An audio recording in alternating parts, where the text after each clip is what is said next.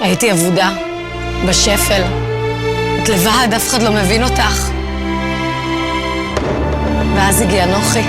גברת, תירגעי! גברת, תירגעי! היי, אני נוחי בן כנען.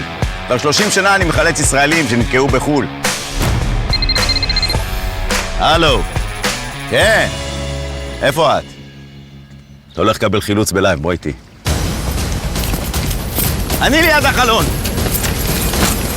תעלה עד יחננה.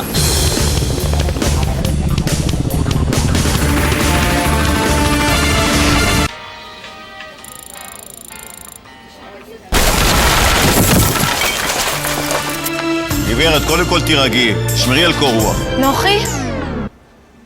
זאת את. אני לא יודעת מה לעשות עכשיו, אני לא יכולה שהכל ירד לי במכה. גברתי, הכל בסדר, תשתמשי בישראכרט, גם כשאת בחו"ל את יכולה לפרוס לתשלומים. ובחיים שלך, אל תרמי עליי את הכל בטלפון.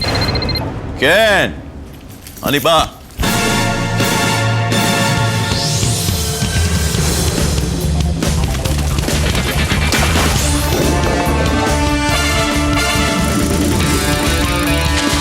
אדוני, תירגע, נוחי כאן, הכל בסדר, נמצא לך ATM.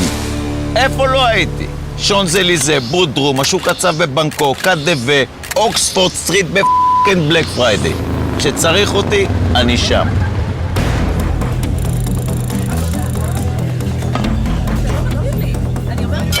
אשתך צודקת, עם ישראכרט יותר משתלם. כנס למחשבון באתר, תראה.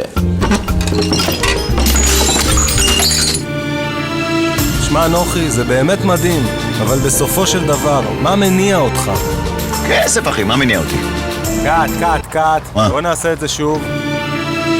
נוחי, מה מניע אותך? תחושת השליחות אחי, אהבת אדם נטו. אזהרת מסע לישראלים, לא טסים לחו"ל בלי ישראכרט. היכנסו לאתר ותיהנו מהפעלת ביטוח נסיעות, פריסה לתשלומים, חישוב מטח, איתור ATM כן. ומעקב אחר ההוצאות. איפה? גם בחו"ל, תכלס, אין על ישראכרט.